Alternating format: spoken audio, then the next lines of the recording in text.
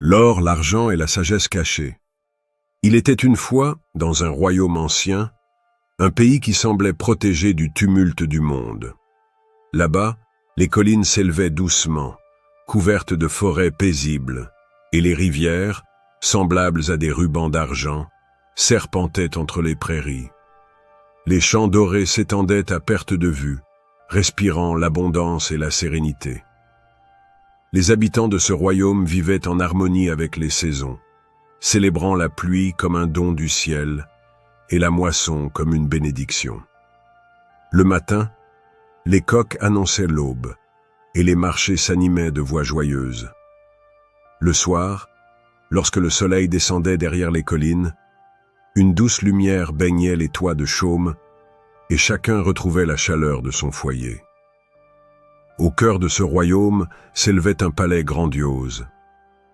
Ses hautes murailles reflétaient la gloire du roi, ses jardins embaumaient de fleurs rares, et ses couloirs résonnaient du pas des serviteurs et du murmure des courtisans. C'était un lieu où les décisions de grande importance étaient prises, où se jouait le destin du peuple et où le roi, avec sa couronne étincelante, régnait avec autorité. Le roi était respecté et redouté, mais il avait une habitude qui surprenait beaucoup. Il ne prenait jamais de grandes décisions sans consulter un seul homme, son ministre le plus fidèle. Ce ministre était connu dans tout le royaume pour son intelligence exceptionnelle. On disait qu'il possédait toujours une réponse à chaque problème, une solution à chaque difficulté. Quand la pluie manquait, il savait conseiller le roi pour calmer les inquiétudes du peuple. Quand des conflits éclataient entre les villages, ses paroles apaisaient les colères et rétablissaient l'harmonie. Sa sagesse était telle que le roi lui faisait une confiance absolue. Dans la salle du trône, on voyait souvent le souverain tourner son regard vers lui avant de parler, comme si son avis pesait plus lourd que tous les autres. Mais là où le ministre brillait par son intelligence, son fils, lui, était perçu par tous comme un être simple et un peu fou. Dans les ruelles du marché, on chuchotait à voix basse que le fils du grand ministre n'était pas digne de son père. Les enfants riaient de ses paroles et les adultes secouaient la tête en se moquant de ses réponses étranges. Même au palais, là où l'on respectait le ministre, les courtisans n'étaient pas tendres avec son héritier. On murmurait souvent que le roi se divertissait en le tournant en ridicule. Ainsi se dessinait un contraste frappant. D'un côté, un homme dont la sagesse était admirée comme un trésor, consulté comme un livre ouvert sur la vérité. De l'autre, son propre fils, considéré comme incapable de discernement, dont les paroles déclenchaient le rire et la moquerie. Et pourtant, dans ce contraste, se cachait déjà une vérité mystérieuse, que peu savaient voir, une vérité qui allait bientôt se révéler comme une leçon éternelle. Le temps, dans ce royaume, s'écoulait lentement, comme une rivière paisible, qui n'est jamais pressée d'atteindre la mer. Le vent qui passait sur les collines portait avec lui les récits des anciens, et chaque histoire, chaque événement, devenait une graine semée dans la mémoire collective. C'est dans ce décor, entre la majesté du palais et la simplicité des villages, que commença l'histoire du ministre, du roi et du fils que l'on croyait insensé. Une histoire faite d'orgueil, de moquerie et de rire, mais aussi de patience, de sagesse et de lumière cachée. Le matin se levait sur le royaume comme une bénédiction nouvelle. Le ciel, encore poudré de brume, laissait apparaître peu à peu la lumière dorée du soleil qui s'élevait derrière les collines. Dans les rues du village, la vie reprenait son cours. Les vendeurs déployaient leurs étals, les parfums des épices se mêlaient à ceux du pain chaud, et les voix des marchands rivalisaient pour attirer les acheteurs. Les enfants couraient entre les ruelles, les femmes discutaient en remplissant leurs paniers, et les hommes négociaient les prix avec cette énergie vibrante qui faisait du marché le cœur battant du royaume. En ce jour, pourtant, l'agitation n'était pas ordinaire. Les tambours avaient résonné tôt dans la matinée, et l'annonce avait circulé de bouche en bouche.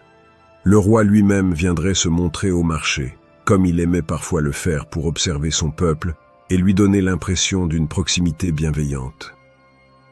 Chaque fois que le souverain sortait de son palais, c'était un événement. Les villageois abandonnaient leurs tâches pour se rassembler, impatients d'apercevoir sa silhouette majestueuse, drapée de ses habits d'apparat. On se pressait, on chuchotait, on se bousculait doucement pour trouver une bonne place. Le cortège royal s'avança enfin, précédé de gardes aux armures brillantes qui faisaient scintiller la lumière du matin. Derrière eux marchait le roi, couronné, vêtu d'une tunique de soie, brodée de fils d'or. À sa droite se tenait son fidèle ministre, toujours discret, les mains jointes derrière le dos, le regard empreint de respect. Et à quelques pas, marchait le fils du ministre, vêtu simplement, avec cet air naïf qui faisait sourire certains et soupirer d'autres.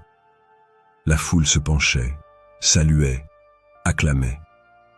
Les enfants, portés sur les épaules de leur père, levaient les bras comme pour toucher de leurs petites mains l'image d'un monde inaccessible. Mais au-delà de l'admiration qu'inspirait le roi, beaucoup attendaient aussi le spectacle dont ils savaient qu'il ne manquerait pas, celui des moqueries répétées du roi envers le fils du ministre.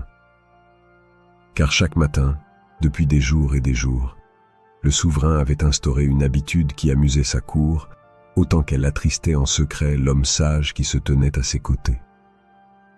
Arrivé devant la foule, il s'arrêtait, se tournait vers le jeune homme et lui posait toujours la même question. « Dis-moi, mon garçon, qu'est-ce qui a le plus de valeur, l'or ou l'argent ?» La foule, suspendue aux lèvres du roi, retenait son souffle. Le fils du ministre, sans hésiter, levait la tête et répondait avec une assurance enfantine.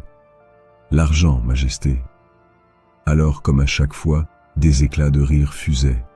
Les courtisans, ravis d'un tel divertissement, se tenaient le ventre en secouant la tête. Les villageois, eux aussi, riaient, parfois avec gêne, parfois avec méchanceté. Et le roi, satisfait d'avoir déclenché l'hilarité, éclatait d'un rire sonore qui résonnait comme un coup de tonnerre. Le ministre, lui, restait immobile, son visage impassible comme un masque. Mais derrière cette façade de dignité, son cœur se serrait. Chaque éclat de rire, chaque moquerie, était comme une flèche qui le transperçait. Lui, l'homme le plus respecté du royaume, pour son intelligence, voyait son propre fils devenir un objet de raillerie publique. Le contraste était cruel. Dans la salle du trône, ses paroles pesaient comme des joyaux. Dans le marché, son fils était traité comme un fou. Il aurait voulu trouver une explication, comprendre pourquoi son enfant persistait à donner cette réponse absurde. Lui qui avait toujours su trouver les mots justes pour convaincre, les solutions pour sauver des villages entiers, se trouvait impuissant devant le mystère de son propre sang. Pourquoi ce garçon qu'il avait élevé avec amour choisissait-il toujours l'argent plutôt que l'or? Pourquoi s'exposait-il ainsi, jour après jour, au rire cruel d'une foule avide de divertissement? Ce dilemme rongeait son âme. D'un côté, son devoir de ministre lui commandait de garder le silence, de ne rien montrer qui puisse offenser le roi. De l'autre, son cœur de père saignait à chaque humiliation infligée à son fils. Il se souvenait des nuits passées à observer ce garçon dormir paisiblement, des histoires qu'il lui racontait, des conseils qu'il tentait de lui donner. Était-ce sa faute? Avait-il échoué dans l'éducation de celui qui devait porter son nom? Les jours passaient, et la scène se répétait sans relâche. Chaque matin, le marché devenait un théâtre, où se jouait la même pièce. Le roi posait la question, le fils répondait l'argent, et la foule riait. Le ministre, enfermé dans sa dignité, restait debout, tel un arbre frappé par la tempête, mais qui refuse de plier. Pourtant, dans son cœur, la honte s'accumulait comme une pluie incessante. Il entendait les murmures des courtisans. Quelle ironie! Un ministre si sage et un fils si sot. Il surprenait les regards moqueurs, les sourires dissimulés derrière les éventails. Et chaque parole, chaque rire, chaque geste était une blessure nouvelle. Un soir, de retour au palais, il s'assit seul dans ses appartements. Les torches jetèrent des ombres dansantes sur les murs, et le silence pesait lourd. Il posa sa tête entre ses mains et soupira longuement. Lui qui avait toujours trouvé un sens à chaque épreuve, une réponse à chaque énigme, se découvrait aujourd'hui démuni. Comment défendre son fils? Comment protéger son honneur? Devait-il accepter cette humiliation comme une épreuve que le destin lui imposait? Ou bien y avait-il derrière les paroles de son fils une vérité qu'il ne voyait pas encore? Le ministre savait que les apparences trompent souvent. N'avait-il pas conseillé au roi autrefois de ne pas juger une rivière à la surface calme sans en sonder la profondeur? Mais quand il s'agissait de son fils, son cœur de père peinait à trouver cette sagesse. Il oscillait entre la douleur, la honte et une incompréhension totale. Et pendant ce temps, le roi, insouciant, continuait de rire. Les jours s'écoulaient, et le marché devint peu à peu le théâtre quotidien de ce rituel étrange. Chaque matin, les habitants du royaume, même ceux qui n'avaient rien à acheter ou à vendre, trouvaient un prétexte pour se rendre sur la grande place. On disait en riant « Allons voir le fils du ministre se ridiculiser encore une fois ». Certains arrivaient même plus tôt, juste pour s'assurer une bonne place et ne rien manquer du spectacle.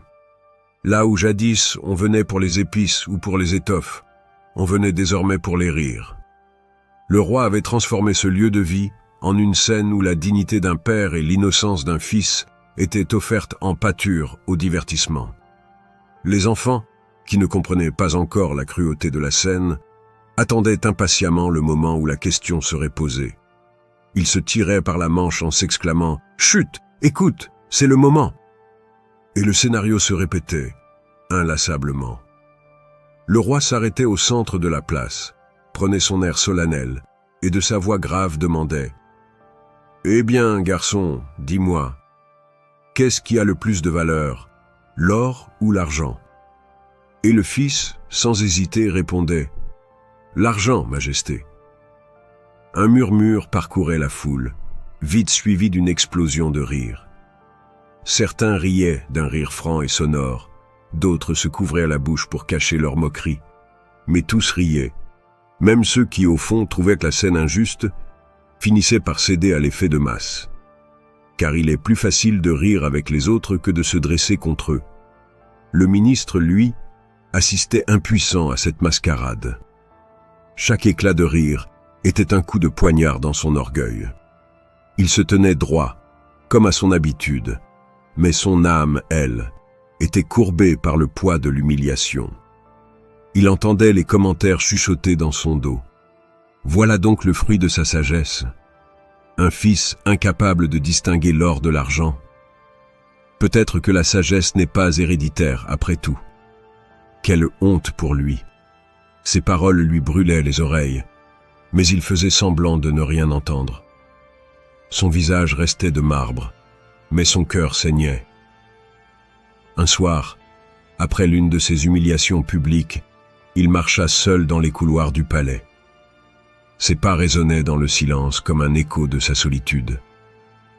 Arrivé dans ses appartements, il s'assit et se prit la tête entre les mains. Les torches diffusaient une lumière vacillante, et les ombres dansaient autour de lui comme pour se moquer, elles aussi. Il se souvenait de ses propres triomphes, de ces jours où ses conseils avaient sauvé le royaume de guerres ou de famines. Le roi avait toujours reconnu sa valeur, l'avait consulté dans chaque décision importante. Mais à quoi bon être admiré de tous si, dans l'intimité, son propre fils devenait un sujet de honte? Cette contradiction le rongeait. Dans la salle du trône, il était le sage. Sur la place du marché, il n'était plus que le père d'un sot. Le contraste était insupportable. Et pourtant, quelque chose en lui résistait à la facilité du jugement. Son instinct de père refusait de croire que son fils pouvait être stupide. Il voyait dans ses yeux une étincelle, une lueur qu'il ne savait pas encore déchiffrer. Mais la pression sociale, les rires incessants Le regard du roi lui-même pesait lourd.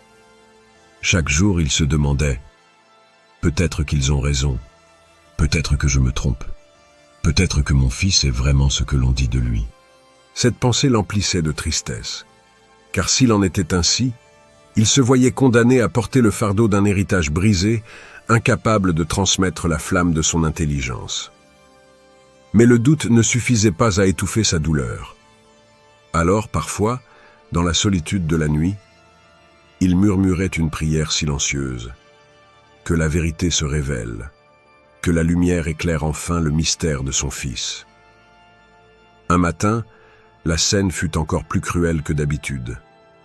Le roi, amusé par ce rituel qu'il prolongeait sans se lasser, décida de pousser le jeu plus loin. Au lieu de poser simplement la question, il sortit de sa poche 2 pièces, une en or et une en argent. Il les montra à la foule, qui retint son souffle, excité par cette nouveauté. « Vois-tu, garçon, dit-il en souriant, voici 2 pièces. L'une est en or, l'autre en argent. Dis-moi donc, laquelle vaut plus que l'autre ?» Le fils observa les pièces un instant, puis désigna l'argent. « Celle-ci, Majesté. L'argent vaut plus que l'or. » Un éclat de rire encore plus tonitruant secoua la foule. Les courtisans s'essuyèrent les yeux tant ils riaient fort. Même le roi, habituellement maître de ses émotions, dut reprendre son souffle. Le ministre, lui, sentit ses jambes vaciller. Il eut envie de disparaître, de s'enfuir, de ne jamais plus montrer son visage. Mais sa dignité l'enchaînait à sa place. Il resta debout, le dos droit, le visage figé. Pourtant, à l'intérieur, son cœur criait. Jamais il n'avait ressenti une telle humiliation. Son fils, son propre fils, devenait l'amusement quotidien d'un roi qu'il servait avec loyauté. Son honneur, construit au fil des années par son intelligence et sa sagesse, était balayé chaque matin par une simple réponse insensée. Il comprit ce jour-là qu'il ne pourrait pas rester silencieux éternellement. Sa fierté de père et sa douleur intérieure l'obligeaient à agir. Il devait confronter son fils, chercher à comprendre ce mystère. Car si ce garçon était vraiment un sot, il devait l'accepter. Mais si, au contraire, une raison se cachait derrière ses choix, alors il devait la découvrir, coûte que coûte. Le ministre décida qu'au prochain coucher du soleil, il parlerait enfin à son fils. Ainsi s'achevait cette journée de plus, semblable, et pourtant plus cruelle que les autres. Le marché retrouva peu à peu son agitation ordinaire. Les rires s'éteignirent, et le roi regagna son palais, satisfait de sa distraction. Mais dans le cœur du ministre, une tempête grondait. Ce soir-là, dans le silence de ses appartements, il se prépara à affronter une vérité qu'il redoutait autant qu'il l'espérait. Le soleil s'était couché depuis peu lorsque le ministre quitta le palais. La foule du marché s'était dispersée, et les ruelles, encore bruissantes il y a quelques heures, baignaient à présent dans une tranquillité pesante. Les lampes à huile brillaient timidement aux fenêtres, projetant des halos tremblants sur les pierres usées. L'air du soir portait avec lui une fraîcheur discrète, mais aucune brise ne parvenait à apaiser l'esprit du ministre. Ses pas résonnaient dans le silence, lent et mesuré. Il n'était pas rare qu'il rentre tard, mais ce soir-là, sa marche avait quelque chose de différent. Ses épaules, habituellement droites, semblaient alourdies par un fardeau invisible. Son visage, que ses contemporains disaient toujours impassible et serein, trahissait une ombre, comme si les rires du matin résonnaient encore à ses oreilles. Il revoyait la scène encore et encore. Le roi éclatant de rire, les courtisans pliés en deux, le peuple hilar. Et au milieu de tout cela, son fils, debout, sans le moindre trouble apparent, répétant toujours la même absurdité, « L'argent vaut plus que l'or ». L'image lui revenait comme un cauchemar qui ne voulait pas s'effacer. Il avait tenté de comprendre, de justifier intérieurement ce comportement, mais chaque effort de son esprit échouait. L'énigme persistait, implacable. Il se parlait à lui-même, dans le secret de sa pensée. Comment est-ce possible? Mon fils sait pourtant, il ne peut ignorer que l'or est plus précieux. Tout enfant du royaume l'apprend très tôt, en voyant les échanges, en entendant les récits. Alors pourquoi? Pourquoi s'obstine-t-il à se ridiculiser, à me couvrir de honte? Plus il avançait dans les ruelles sombres, plus son esprit s'emplissait de doutes. Était-il possible que son fils fût atteint d'une faiblesse d'esprit? Non, il ne voulait pas y croire. Pourtant, le rire du roi pesait sur lui comme une condamnation. Le souverain n'avait-il pas dit, devant tous, « Ton fils est un sot » ? Cette phrase tournait dans sa tête comme une sentence définitive. Lorsqu'il atteignit enfin sa demeure, une bâtisse sobre mais solide, il s'arrêta un instant devant la porte. Ses mains tremblaient légèrement, non pas de fatigue, mais d'appréhension. Ce soir, il n'était pas simplement un père rentrant chez lui. Il venait comme un juge, prêt à demander des comptes, prêt à confronter son fils à cette vérité insaisissable. Il poussa la porte et entra. La maison était calme. Les domestiques s'affairaient discrètement, mais le ministre ne leur accorda pas un regard. Il avança dans le couloir, ses pas lourds faisant craquer le bois du plancher. Son cœur battait fort dans sa poitrine. Chaque battement semblait lui rappeler que l'instant approchait. Il trouva son fils assis dans sa chambre, une petite lampe à huile posée sur la table devant lui. Le garçon paraissait tranquille, presque insouciant. Ses doigts jouaient avec une plume, traçant distraitement des formes sur un parchemin vierge. Lorsqu'il vit son père entrer, il se leva aussitôt, respectueux. Le ministre le fixa un instant en silence. Ce silence pesait comme une chape de plomb. Le père et le fils se regardaient, et dans ce regard se mêlait la gravité de l'un et l'innocence de l'autre. Enfin, le ministre brisa le silence. Sa voix était ferme, mais tremblait légèrement sous le poids de l'émotion. « Dis-moi, mon fils, pourquoi fais-tu cela? Pourquoi, chaque matin, lorsque le roi te demande ce qui a le plus de valeur, réponds-tu que c'est l'argent ?» Le garçon cligna des yeux, surpris par la question. Il répondit aussitôt, d'un ton simple, presque enfantin. « Mais père, c'est l'or qui vaut plus. » Ces mots frappèrent le ministre comme un coup de tonnerre. Il resta interdit, incapable de réagir sur le moment. Il avait attendu 1000 explications, 1000 détours, mais jamais une réponse aussi claire, aussi évidente. L'or, son fils savait que l'or valait plus. Alors pourquoi? Pourquoi cette comédie quotidienne? Le ministre serra les poings.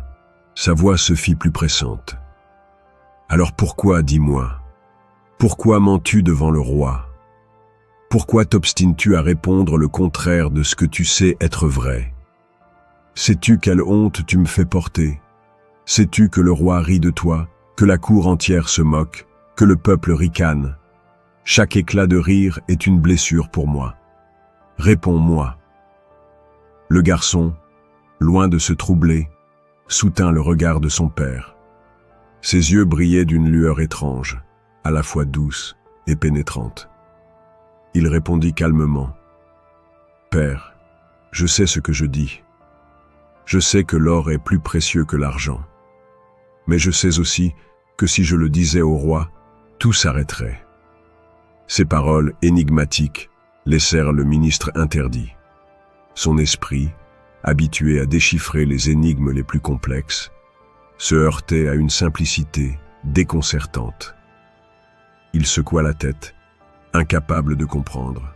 « Que veux-tu dire, mon fils? Explique-toi. » Le garçon soupira doucement, comme quelqu'un qui accepte enfin de lever un voile. « Chaque matin, le roi me tend 2 pièces, une d'or et une d'argent. Et chaque matin, il me dit « Choisis la plus précieuse. Si je prends l'or, tout sera fini. Le roi cessera de jouer, cessera de me donner le choix. Mais si je prends l'argent, il rit, il s'amuse, et le lendemain, il recommence. Alors, chaque matin, je prends la pièce d'argent. Il s'interrompit, puis ajouta en désignant un coffret posé sur une étagère. « Regarde, père. » Le ministre, intrigué, s'approcha. Le garçon ouvrit le coffret, et l'homme découvrit avec stupeur des dizaines, peut-être des centaines de pièces d'argent, brillantes et bien rangées. Son cœur manqua un battement. « Voilà, père, dit le fils avec une simplicité désarmante. Ce sont toutes les pièces que le roi m'a données. Chaque jour, une de plus. Et demain encore, si je dis que l'argent vaut plus, il m'en donnera une autre. » Le ministre resta muet, abasourdi.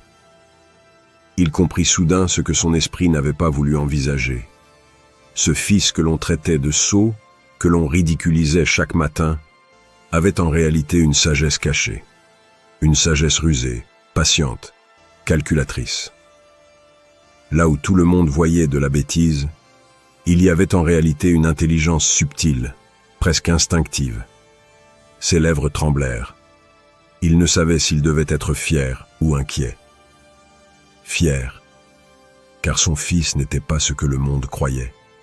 Inquiet, car une telle stratégie révélait une profondeur qu'il n'avait pas soupçonnée.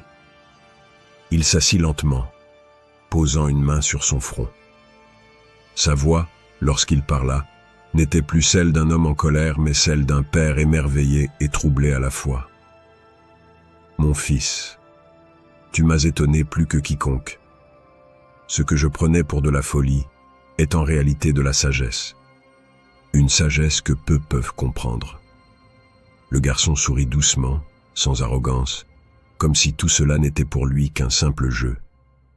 Le ministre resta longtemps silencieux, absorbé par cette révélation.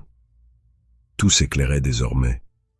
Les rires du roi, les moqueries de la cour, la cruauté de la foule. Tout cela n'était rien comparé à la vérité cachée. Le monde riait de ce qu'il ne comprenait pas. Et dans ce silence, une certitude naissait en lui. Son fils n'était pas un sot, il était un sage déguisé en fou. Le silence s'installa dans la chambre, dense, presque sacré. Le ministre restait assis, les yeux rivés sur ce coffret rempli de pièces d'argent, incapable de détacher son regard de ce trésor silencieux qui, à lui seul, réduisait en poussière des semaines de moquerie. Chaque pièce brillait comme un éclat de vérité, un témoignage patient du choix répété de son fils.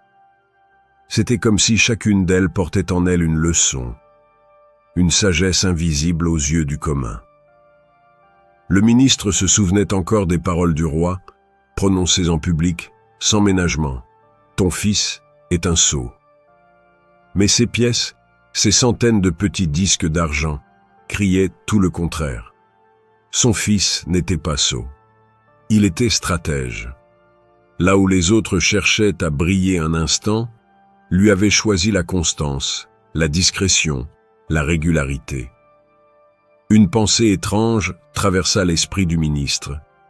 Et si cette attitude n'était pas simplement un jeu d'enfant, mais une philosophie de vie, le garçon n'avait-il pas compris mieux que quiconque que le vrai trésor ne résidait pas dans une seule grande victoire éclatante, mais dans la patience qui accumule, jour après jour, de petites victoires invisibles.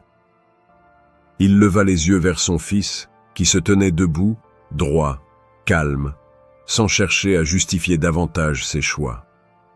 Le ministre sentit son cœur se serrer d'une émotion profonde. C'était comme si, soudain, les rôles s'étaient inversés. Lui, l'homme réputé pour sa sagesse, se sentait ignorant devant la logique limpide de son fils. « Dis-moi, mon enfant, reprit-il d'une voix douce, est-ce donc là ta manière de voir le monde? Préférer ce qui dure à ce qui brille, choisir ce qui revient chaque jour plutôt que ce qui s'épuise d'un seul coup ?» Le garçon hocha la tête simplement. « Oui, père, l'or est précieux, mais il ne viendrait qu'une fois. L'argent, lui, revient chaque matin. Et pendant que le roi rit, je remplis ma boîte. » Ces paroles, prononcées avec une innocence presque candide, frappèrent le ministre de plein fouet. Il pensa à sa propre vie, à ses longues années passées au service du roi. Lui aussi avait toujours choisi la patience, la diplomatie, les compromis, plutôt que les éclats de gloire ou les victoires rapides. Sa sagesse, sa réputation, sa place auprès du souverain, il ne les devait pas à une seule action brillante, mais à des années d'attention, de réflexion, de fidélité. Était-ce donc là ce que son fils avait compris, peut-être même inconsciemment? Le ministre sentit un sourire lui échapper, un sourire rare, sincère, mêlé d'émerveillement et de fierté. Mais derrière ce sourire, une inquiétude grandissait aussi, car il savait que les grandes sagesses sont souvent mal comprises par le monde. Il posa sa main sur l'épaule de son fils et parla avec gravité. « Mon fils, je comprends à présent. Tu es bien plus avisé que ceux qui rient de toi. Mais sache une chose, la sagesse cachée attire toujours la moquerie. Le monde rit de ce qu'il ne comprend pas. Le roi croit te ridiculiser, mais en vérité, c'est lui qui nourrit ta richesse. Pourtant, il ne faut pas oublier que la vérité finit toujours par éclater. Es-tu prêt, le jour venu, à ce que ce jeu cesse? » Le garçon, sans hésiter, répondit « Oui, père. Mais tant que le roi rit et que le peuple rit avec lui, moi, je prends ma pièce. Et quand viendra le jour où il s'arrêtera, je saurai que j'ai assez accumulé. » Ces mots, prononcés avec une tranquillité désarmante, résonnèrent dans la chambre comme une maxime intemporelle. Le ministre les grava dans son cœur. Il comprenait maintenant que son fils n'était pas seulement rusé. Il était maître dans l'art de la patience, de cette patience qui bâtit les véritables trésors de l'existence. Le père resta longtemps à contempler le coffret. Les pièces d'argent semblaient briller davantage à mesure que la lampe vacillait. Chacune d'elles devenait le symbole d'une leçon plus vaste. Ne pas se presser, ne pas chercher à briller trop tôt, savoir attendre, savoir accepter de paraître fou aux yeux du monde pour construire une vérité invisible. Alors, dans un souffle presque imperceptible, le ministre murmura pour lui-même « Peut-être que la véritable sagesse n'est pas de paraître intelligent, mais de savoir attendre que le temps révèle ce que les autres ne voient pas. » Son fils, sans un mot, referma le coffret, comme pour dire que cette vérité n'avait pas besoin d'être étalée davantage. La nuit s'épaissit autour d'eux. Le ministre se leva, plus calme qu'à son arrivée, mais profondément changé. Il n'était plus seulement un père troublé par la honte, il était désormais le dépositaire d'un secret. Son fils possédait une intelligence rare, une intelligence silencieuse, invisible, mais éclatante de profondeur. En quittant la chambre, il jeta un dernier regard à son enfant. Ce regard n'était plus celui d'un homme inquiet, mais celui d'un père rempli d'un respect nouveau. Dans ce silence, il sut que quelque chose venait de basculer en lui. Désormais, chaque rire de la cour, chaque moquerie du roi ne serait plus une blessure, mais une preuve. Preuve que la foule riait d'une sagesse trop subtile pour elle. Et en son fort intérieur, le ministre décida qu'il garderait le silence. Il ne révélerait à personne ce qu'il venait de découvrir. Car parfois, la vérité la plus précieuse est celle qui se cache derrière l'apparence, comme l'or dissimulé sous l'argent. Cette nuit-là, il dormit peu. Mais pour la première fois depuis des semaines, ses songes ne furent pas hantés par la honte, mais éclairés par une étrange fierté. La chambre était plongée dans une semi-obscurité. Une seule lampe à huile, posée sur une table de bois, projetait une lueur vacillante qui dansait sur les murs. Le ministre, encore troublé par les révélations de la soirée, suivait son fils d'un pas lent. Le garçon, silencieux, ouvrit la porte de sa petite chambre comme on ouvre un sanctuaire secret. Dès l'instant où le ministre entra, une atmosphère particulière l'enveloppa. L'air paraissait plus dense, chargé d'un mystère indicible. Sur une table basse, posée avec soin, se trouvait le coffret. Sa surface était polie par le temps, et les reflets de la lampe semblaient s'y accrocher, comme pour dévoiler ce qu'il contenait. Le fils s'approcha, ses gestes mesurés, presque rituels. Il posa la main sur le couvercle, comme s'il allait révéler un trésor ancien, gardé précieusement loin des regards indiscrets. Le ministre, immobile, observait avec une attention fébrile. Dans un silence profond, le garçon souleva lentement le couvercle. Le bruit léger du bois frottant contre le métal résonna comme une note solennelle. Et soudain, le ministre vit apparaître ce qu'il avait entrevu la veille, mais sous une lumière différente. Une mer de pièces d'argent, s'entassant les unes sur les autres, scintillant à la lueur tremblotante de la lampe. Ce n'était pas simplement de l'argent. C'était une rivière figée en métal, un flot silencieux d'éclats pâles qui semblait respirer dans l'ombre. Chaque pièce reflétait une parcelle de lumière, et ensemble elles formaient comme une constellation terrestre. Le ministre, subjugué, avait l'impression de contempler un ciel étoilé enfermé dans une boîte. Il resta longtemps, muet, hypnotisé par cette vision. Le fils, de son côté, ne disait rien encore. Il laissait son père plonger dans ce spectacle, comme si les pièces elles-mêmes parlaient mieux que ses mots. Finalement, d'une voix calme et assurée, le garçon rompit le silence. « Père, chaque pièce que tu vois là a une histoire. Chaque matin, quand le roi me pose sa question, je choisis l'argent. Alors il rit, le peuple rit, et la pièce tombe dans ma main. Il prit l'une d'elles entre ses doigts et la fit briller sous la lampe. Si, un jour j'avais choisi l'or, tout cela aurait cessé. Le roi aurait perdu son jeu, et moi ma source. Mais en préférant l'argent, je prolonge la moquerie, et je prolonge aussi ma récolte. » Le ministre sentit un frisson parcourir son échine. Il comprenait, à mesure que son fils parlait, l'étendue de sa stratégie. Ce n'était pas une ruse enfantine, mais une vision claire, construite, presque philosophique. Le garçon continua, toujours d'un ton tranquille, sans fierté inutile. « L'or est plus précieux, c'est vrai, mais il n'aurait brillé qu'une fois dans ma main. L'argent lui revient chaque jour. Et chaque rire du roi ajoute à mon trésor. Le roi croit se moquer de moi, mais c'est lui qui nourrit ma richesse. » Le ministre resta silencieux, la gorge nouée. Ses yeux se posaient sur ces centaines de pièces, mais son esprit allait bien au-delà. Tout à coup, il vit défiler les scènes du marché, les rires cruels, l'embarras qu'il avait ressenti. Et il comprit. Toutes ces humiliations, il les avait portées comme une charge honteuse. Mais pour son fils, elles n'étaient qu'une couverture, un masque. Derrière le rire des autres se cachait une patience redoutable, une intelligence que nul n'avait soupçonnée. Il s'assit, les mains tremblantes.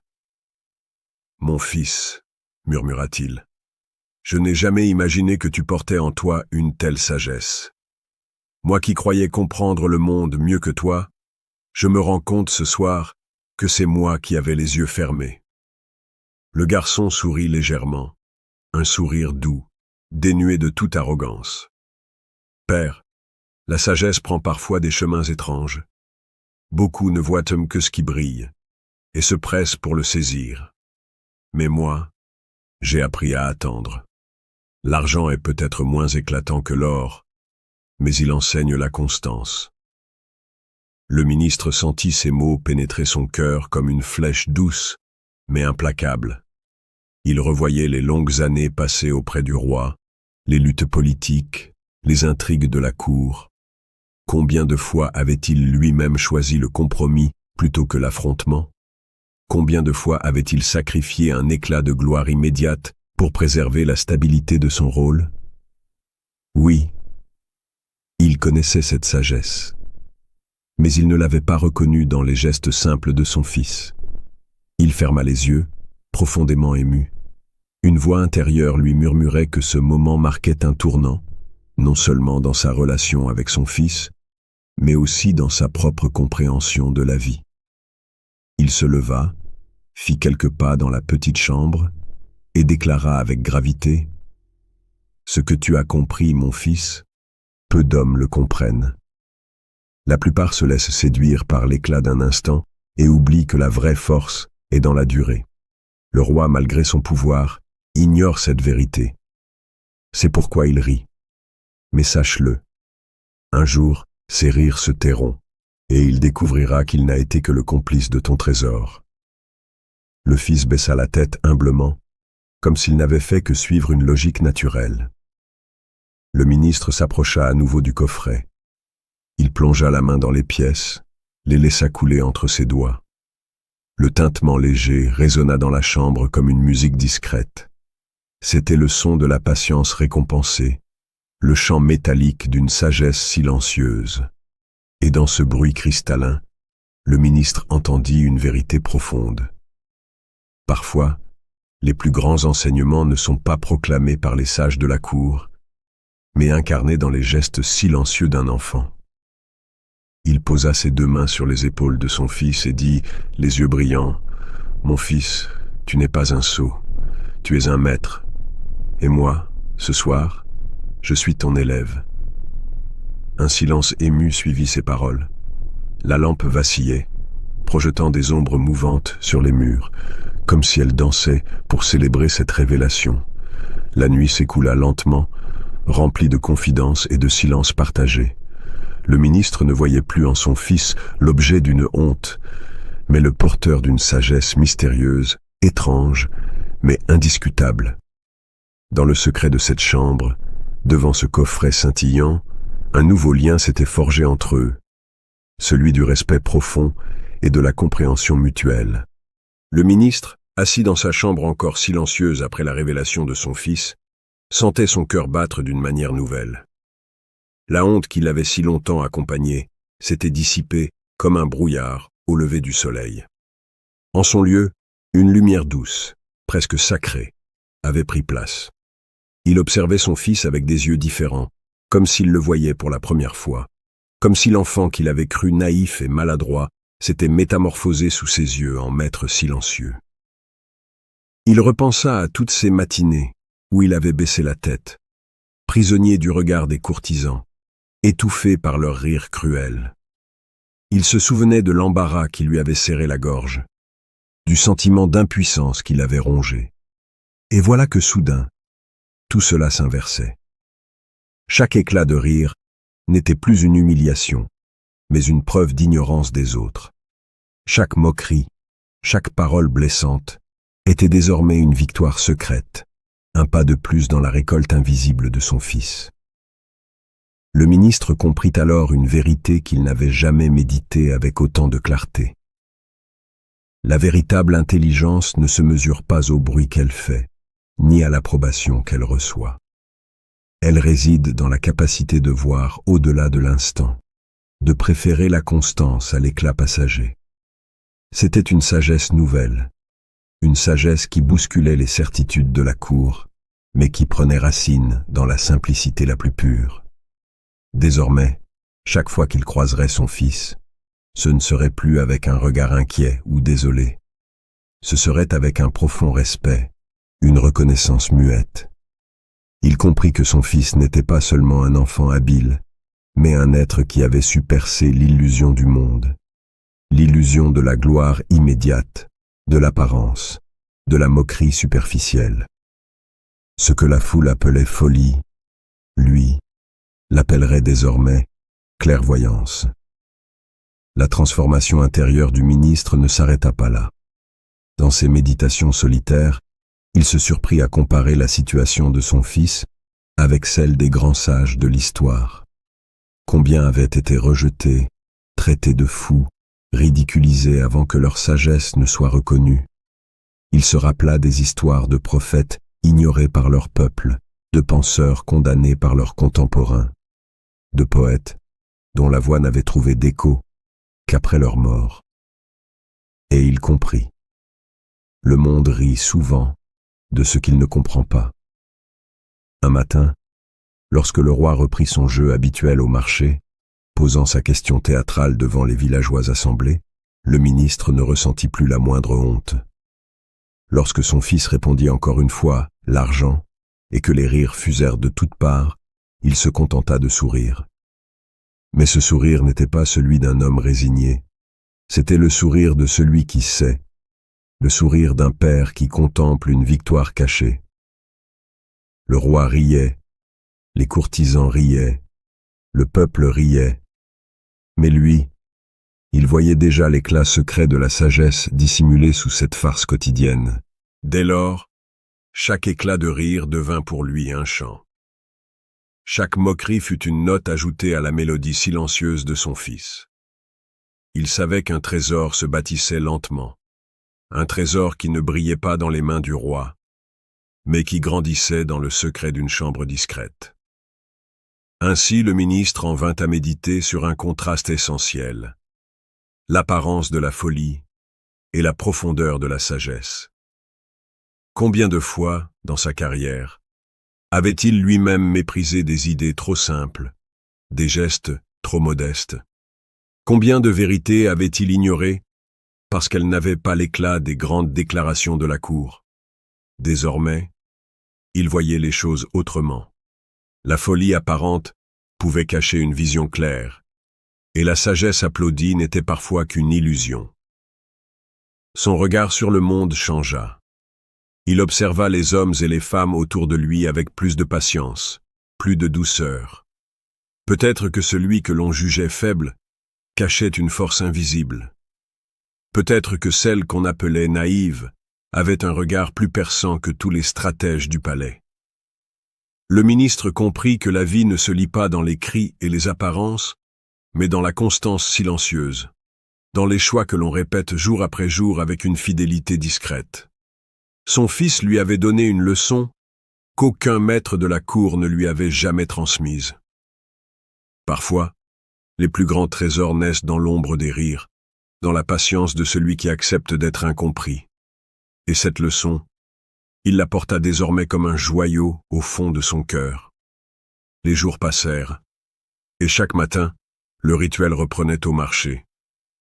Le roi posait sa question, la foule éclatait de rire, et le fils ramassait sa pièce d'argent. Mais quelque chose avait changé. Le ministre, debout au milieu de la cour, n'était plus le père honteux qu'il avait été.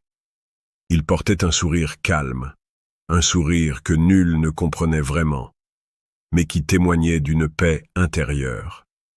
Car il avait découvert un secret universel.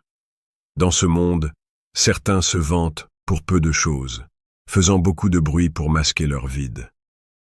D'autres, au contraire, accomplissent de grandes choses sans rien dire, dans le silence de leurs actes quotidiens. Son fils appartenait à cette seconde catégorie. Et lui, désormais aussi. Les rires du roi et du peuple ne le blessaient plus. Ils glissaient sur lui comme la pluie sur une pierre lisse. Car au fond de lui, il savait que l'histoire retiendrait non pas ceux qui riaient, mais celui qui construisait, pièce après pièce, son trésor silencieux. La véritable richesse n'était pas celle que l'on exhibe dans les palais, mais celle qui s'accumule discrètement, avec patience, loin des regards.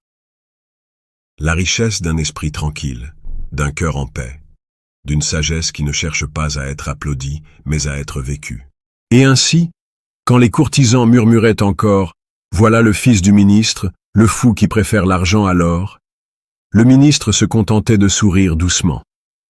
Car il savait qu'en vérité, ce fils qu'on traitait de fou voyait plus loin que tous les autres. Alors, à vous qui écoutez cette histoire au seuil du sommeil, retenez ceci. Si ce que vous faites est juste, ne craignez pas l'opinion du monde. Si vos pas vous mènent sur un chemin que d'autres ne comprennent pas, ne détournez pas la tête. Le monde appelle parfois folie ce qu'il ne comprend pas, mais souvent, c'est là que réside la plus grande sagesse. La vraie richesse est celle qui se construit en silence, dans la constance, dans l'humilité. Elle ne se mesure pas au rire des autres, mais à la paix qui habite votre cœur. Elle ne brille pas toujours comme l'or, mais elle resplendit dans la durée, comme l'argent patient, qui s'accumule jour après jour. Alors, ce soir, laissez aller les soucis et les jugements du monde. Fermez les yeux avec gratitude. Respirez profondément en paix avec vos choix, même si personne ne les comprend encore. La sagesse est en vous, et elle grandit dans le silence. Reposez-vous. Car dans le silence de la nuit, comme dans le silence de la vie, se cachent les trésors les plus précieux.